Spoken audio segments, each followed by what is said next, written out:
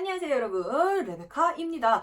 오랜만이죠. 일단 5월이 가정의 달이기 때문에 행사가 조금 많기 때문에 제가 조금 바빴어요. 그리고 더 슬픈 거는 사실은 영상이 한 이틀 전에 올릴 것이 있었는데 제가 이제 뭘 잘못 눌러가지고 삭제가 돼갔고요. 영상 자체가 날아가 버려가지고 지금 새로 찍고 있습니다. 네, 일단 지금 저희 전치사에 대해서 공부하고 있다는 거 기억하시죠? 전치사라고 했을 때는 어떤 단어와 단어를 이어주는 역할을 많이 하고 있고, 하지만 지금 저와 같이 하고 있었던 전치사는요, 어떤 개념? 시간과의 개념을 먼저 같이 한번 공부를 했었고요. 오늘은 사실 그냥 간단하게 장소에 쓰이는 전치사와 함께 이제 어떤 위치를 나타내는 전치사까지만 같이 공부를 하도록 하겠습니다. 일단 시간은 여러분이 이제는 다들 이해가 되셨을 거예요. 이제 at, on, in의 순서를 그냥 정확하게 외워놓으신 상태라면 얼마든지 여러분이 이제는 문장 속에서 자연스럽게 이제 쓰실 수 있을 거라고 저는 생각을 하고요.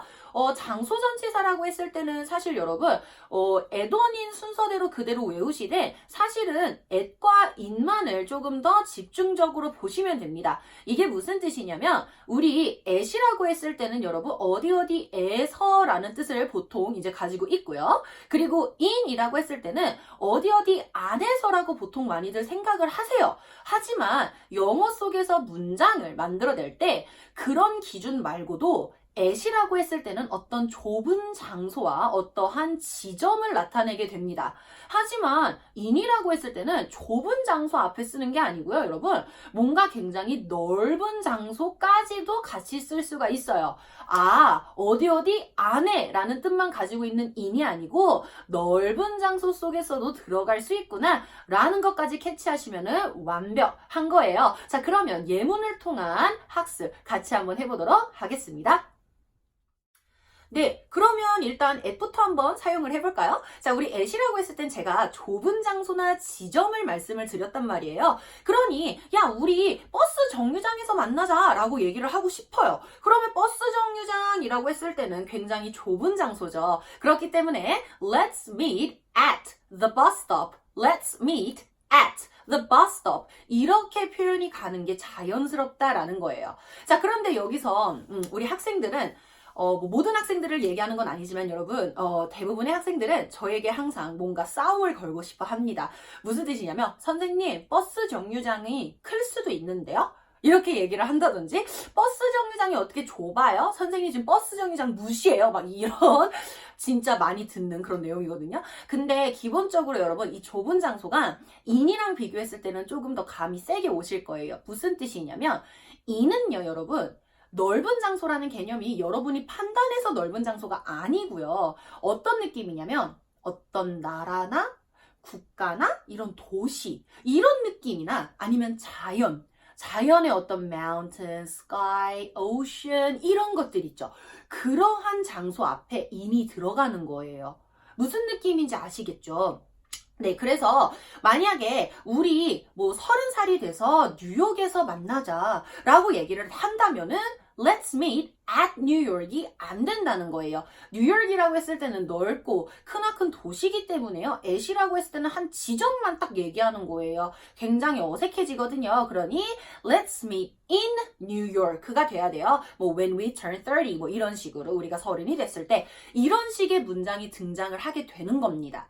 그렇기 때문에 at과 in이 어떤 차이를 가지고 있는지를 여러분이 알고 계신다면 문장에서 쓰는 것이 굉장히 편해져요. 그리고 이제 가끔 막 이런 거 있잖아요. I work at a bank. I work in the bank. 이렇게 얘기를 했을 때 쌤 뭐가 맞는 거예요? 라고 보통 얘기를 하는데요. 일단은 내가 어떠한 직업을 가져서 그 장소다라고 했을 때는 in보다는 at을 써요. 왜냐면 in은요, 그 안에서만 일한다라는 느낌을 가지고 있잖아요. 왜냐면 in의 원래 뜻 자체가 어디 안에서라는 뜻도 있으니까. 그렇기 때문에 어디에서 일하고 있다, 어디에서 활동하고 있다라고 할 때는 보통은 at을 쓰는 게 좀 더 자연스럽습니다. 그렇기 때문에 I work at the bank가 I work in the bank 보다는 조금 더 자연스러워요.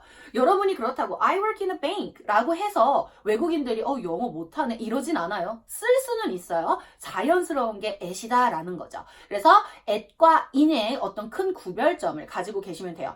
쌤 그럼 어는요? 근데 어는 어떠한 것 위에 있다라는 느낌이 가장 많기 때문에 이제 어떤 장소라고 했을 때는 조금 어색한 감이 있으니까 어색하기보다는 뭐 구별해야 되는 게 아니고 여러분이 어디 위에 있어요 라는 표현으로 쓰고 싶으실 때만 쓰시면 되는 거예요.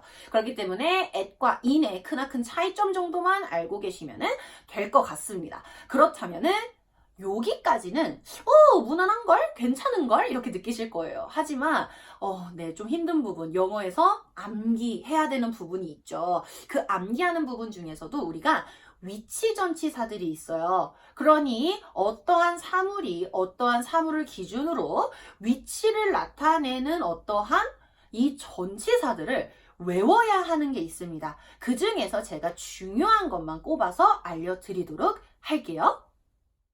네, 여러분, 그럼 일단은 우리 위치 전치사 중에서 가장 기본적인 것들을 알려드릴 건데, 뭐 제가 세보지는 않았어요. 근데 전체적으로 좀 봤을 때 위치를 나타낼 수 있는 이런 전치사의 수는 정말 많거든요. 기억나는 것만 해도 20개는 거뜬히 넘는 것 같고요. 그리고 진짜로 하나하나 세분화돼서 위치를 나타내는 전치사를 찾아본다면 거의 진짜 한 4, 50개는 되지 않을까 이 생각이 들기는 해요. 하지만 어쨌든 기본적으로 어떠한 문장을 해석을 한다든지 여러분이 문장을 만들어낼 때 필요한 정도만 지금은 같이 보도록 하겠습니다. 그러면 헷갈리는 것부터 하는 게 조금 좋겠죠. 자, 헷갈린다라는 게 무슨 말이냐면 사실은 이건 제가 수업을 하면서도 친구들한테 이 구별점을 말하는 거를 굉장히 좀 미안하게 생각을 해요. 그러니 여러분도 지금 이 수업을 듣고 있을 땐 이걸 내가 진짜 아주 칼같이 외워야지 이게 아니고 그냥 이 단어가 이러한 뜻을 가지고 있고 이런 차이점이 그냥 미세하게 있구나 라고만 생각해 주시면 되지 이거를 다 진짜로 정확하게 쓰실 생각은 굳이 안 하셔도 돼요. 왜 그러냐면 서로 바꿔 써도 사실은 무난하거든요. 제가 뭐 선생님으로서 영어를 가르치고 있는 상황이긴 하지만 어쨌든 저는 해외에서 살면서 이런 표현을 이렇게 썼다 해서 누군가가 이해를 못한다든지 그런 적이 없으니까. 네, 그러면은 어떤 것부터 알려드릴 거냐면 여러분 우리 계속해서 나오고 있는 on이라는 표현 있죠. 자, 제가 아까 on이라고 했을 땐 어디 위에 있는 느낌을 가진 전치사라고 말씀을 드렸어요. 그거는 무슨 뜻이냐면 어떠한 받침이 있을 때 그 위에 이렇게 올라가 있는 것이 다 뭐다? on을 쓴다라는 거예요. 그렇기 때문에 만약 내 태블릿이 그 책상 위에 있으면은 my tablet is on the table 이렇게 표현을 하는 게 맞기는 해요. 근데 여기서 여러분이 조금 실수를 하시는 부분이 뭐냐면 on이라는 요 전치사가 붙어있는 표면끼리 있을 때는 다 쓸 수 있어요. 이게 무슨 뜻이냐면 단순하게 이런 수직의 상태로 올라가 있는 것뿐만이 아니라 벽에 붙어있던 천장에 붙어있던 다 on을 쓴다는 거예요. 그래서 벽시계가 벽에 붙어있죠. 그러니 이때도 the clock is on the wall 이렇게 표현을 하는 거예요. The clock is on the wall 이렇게 아니면 내가 집에 있다가 갑자기 바퀴벌레를 발견했어요. 너무 싫죠. 그래서 바퀴벌레야 라고 해서 막 누군가 달려서 바퀴벌레 어디 있는데? 라고 했을 때 the cockroach is on the ceiling 천장에 있다고 한번 가정을 해볼게요. 천장 위에 있어요. 근데 천장에 붙어있는 바퀴벌레를 얘기하고 싶은 거잖아요. 이해되시죠? 네. 그래서 표면과 표면이 어쨌든 이렇게 맞닥뜨려져 있어요. 어떤 것과 어떤 것이 붙어 있을 경우에는 다 on을 쓰시면 되는 거예요. 그래서 the cockroach is on the ceiling 이렇게 표현해도 다 이해가 되는 거죠. 해석을 했을 때 바퀴벌레가 천장 위에 있어가 안 되잖아요. 바퀴벌레가 천장에 있어 라고 하는 거지만 표면과 표면이 붙어 있기 때문에 on을 써도 된다라는 거예요.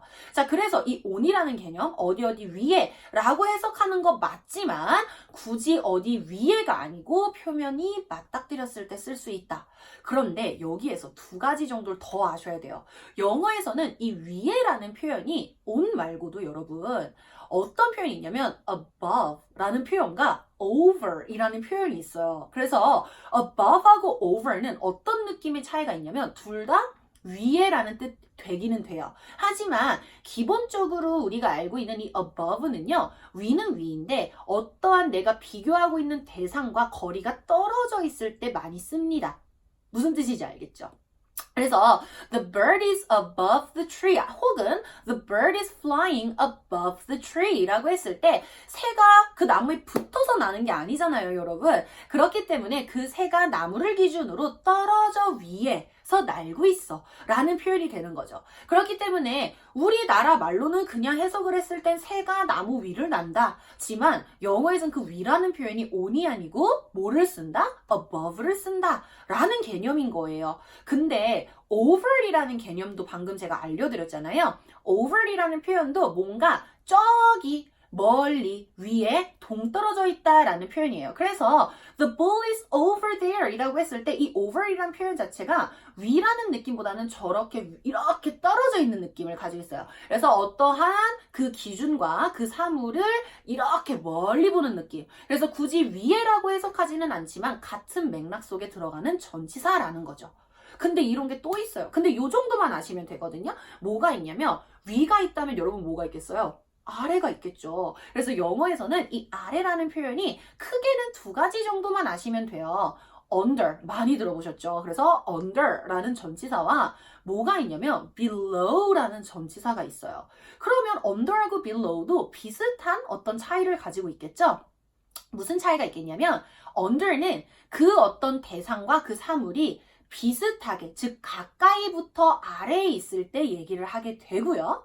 below 같은 경우에는 그 어떤 사물과 그 대상의 거리가 조금은 많이 차이가 나는 경우에는 우리가 below라는 표현을 써요. 근데 이건 이론적이에요. 이건 무슨 뜻이냐면 여러분이 이런 인터넷 매체나 이런 걸 통해서 찾아보셨을 때 under와 below의 차이를 치시면 보통 이렇게 나올 거예요. 하지만 영어에서 under랑 below를 뭐 바꿔 쓴다고 해서 어색함이 크지는 않습니다.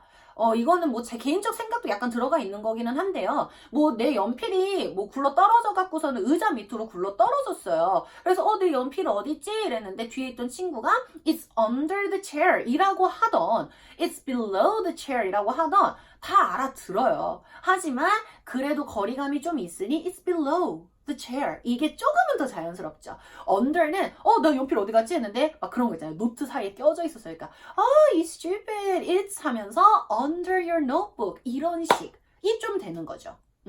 그래서 어쨌든 under하고 below도 여러분이 약간의 차이는 있다라는 거 정도만 알고 계시면 충분하다라는 거죠. 그러면 드디어 제가 몇 가지만 그냥 땅땅땅땅땅 설명을 드릴 거예요. 알고 계시면 좋은 거지 지금 외우실 필요는 없고요. 해석을 했을 때 이런 뜻이구나 정도로 익혀놓으시는 게 좋을 것 같아요. 자, 그러면 마지막으로 여러 가지 전치사 보고서는 정리해 보도록 하겠습니다. 네, 여러분도 아시겠지만 제가 이 영상을 찍을 때 막 이렇게 뭘 보고 하는 게 아니고 막 혼자 그냥 진짜로 카메라만 바라보면서 하는 거라고 말씀드렸잖아요. 근데 이 전치사는 제가 하다가 뭘 했는지 까먹을 수도 있어서 미리 자료를 지금 앞에다가 좀 뒀어요. 그래서 눈이 좀 아래로 가는 점 양해를 부탁드릴게요. 자, 그러면은 이제 위치 전치사라고 했을 때는 진짜로 이제부터는 이 뭐 비교하는 게 아니고 그냥 여러분이 알고 계시기만 하면 되는 것들이 등장을 하겠죠. 기본적인 것부터 갑시다. 우리 어디 앞에 뭐였냐면 in front of예요. 근데 이 부분은 제가 좀 강조를 하고 싶은 게 front라고 했을 때는 그냥 앞이란 뜻이지 전치사로서의 역할을 가질 수가 없어요. 그렇기 때문에 in front of 라는 표현을 꼭 써주셔야지만 어디 앞에 라는 뜻의 전치사가 된다라는 거죠. 그래서 the ball is in front of you 라고 했을 때 그 공이 네 발 앞에 있어, 네 앞에 있어 라는 뜻이 되는 거예요. 그래서 꼭 in front of 까지 외워주셔야 되고요. 그리고 나서는 앞이 있다면 뭐가 있겠어요? 뒤가 있겠죠. 뒤라고 했을 때는 보통은 우리가 behind라는 전치사를 씁니다. behind는 hind라는 단어가 힌트가 되죠. 숨다라는 뜻을 가지고 있어요. 그래서 behind라고 했을 때 어느 기준점을 뒀을 때 그 뒤에 있는 거죠. 숨어 있는 거니까. 그래서 뒤에 있다라는 표현이 될 거고요. 그리고 이제 옆에라는 뜻도 있죠. 그래서 앞에, 뒤에, 옆에. 근데 이제 옆이라고 했을 땐 여러분이 많아요. 전치사가 좀 많은데 어렵진 않은데요. 넥스트를 많이 알고 계시더라고요. 근데 넥스트는 다음이란 뜻이지 옆이란 뜻이 아니에요. 그래서 next 하면은 다음이란 뜻이지 옆에라는 뜻이 안 돼요. 그렇기 때문에 옆에라고 쓰시고 싶을 때는 next to to가 안 붙으면 안 된다는 거죠. 그래서 next to 하면 어디 옆에 라는 뜻. 이거 말고도 beside beside. 그래서 beside라는 표현, side가 옆면이라는 뜻이잖아요. 뭔가 면. 그렇기 때문에 beside 하니까 옆에라는 뜻 가능하고요. by라는 표현도 옆에라는 뜻이 있어요. 그래서 she is standing by the wall 하면 그 소녀는 어디에? 벽을 기준으로 서 있다, 옆에 있다라는 뜻이에요. 그러니까 the girl is standing next to the wall, the girl is standing beside the wall, the girl is standing by the wall. 다 똑같은 뜻이 된다라는 거예요. 그래서 옆에라는 개념, 그럼 앞뒤 옆 했죠. 근데 이제 이거 말고도 많다라는 거예요. 그래서 뭐 어디 주위에 돌 때 이렇게 뭔가 이렇게 둥그런 원을 느낌을 가져서 주위에라고 했을 때는 round, around 많이 들어보셨을 거예요. 그래서 round, around 하면 그 주위에를 얘기를 합니다. 그래서 그 주위에 이거 말고도 어떤 것들이 있냐면 볼게요. 네, 그래서 맞아요. 그리고 우리 through라는 표현이 있어요. 우리 through 하면은 통과하다라는 뜻인데 여기서 착각을 하시면 안 되는 게요. 이 통과하다랑 우리 through라는 이 통과하다랑 across라는 건너가다라는 표현이 있거든요. through는 어떤 터널이나 어떠한 것을 직접적으로 딱 통과를 하는 그런 느낌을 가지고 있어요. 그래서 보통은 터널 같은 걸 통과할 때 이제 얘기를 하겠죠. 그래서 the car is going through the tunnel 이런 표현. 하지만 across는 단순히 건너다라는 표현이 돼요. 그렇기 때문에 she is 하면서 going across the street 이런 표현들. 그래서 단순하게 뭔가 통과하는 느낌보다 그냥 건너가는 느낌. 그래서 요거의 어떤 차이점을 가지고 있습니다. 그리고 좀 많이 헷갈려 하시는 게 있는데요. along하고 among이라는 표현이 있어요. 철자 하나의 차이기 때문에 여러분이 헷갈려 하시는 것 같은데 우리 along이라고 했을 때는 어떠한 걸 따라가다란 뜻이에요. 그래서 뭐 she is taking a walk along the river 하면 그녀는 그 강가를 따라 걷다. 즉 그냥 그 어떤 길을 따라가는 느낌이라면 among이라고 했을 땐 여러분 뭐뭐 중에라는 뜻이에요. 근데 그 뭐뭐 중이라는 게 she is the best among the students 라고 했을 때 그녀는 그 학생들 중에 최고다라는 뜻이 되는 거죠. 그래서 어떠한 집단과 무리를 기준으로 뒀을 때 그 중에라는 뜻을 가지고 있는 거예요. 오케이. 자, 그러면 또 한번 봅시다. 네. between부터 보도록 하겠습니다. 그래서 우리 between이라고 했을 때는 어떤 것과 어떤 것 사이에란 뜻이에요. 그래서 among이랑도 조금 해석의 차이가 큰 거예요. between은 단순히 두 가지의 어떤 기준점에서 그 사이라는 뜻을 가지고 있다면 우리 아까 among은 여러 명 아니면 여러 것 중에 하나라는 거니까 그 차이도 꼭 알고 계셔야만 합니다. 당연히 up이랑 down 정도는 이제 아시죠. 그래서 up 하면 위, down 하면 아래 뭐 이런 거 있고요. 그리고 제가 항상 말씀드리던 WARD의 word가 들어가는 단어들 그런 것들도 보통 전치사예요. 그래서 toward 어디 쪽을 향해서 이런 뜻을 가지고 있거든요. 그래서 WARD 들어가는 단어들도 유심히 보시면 좋을 것 같습니다.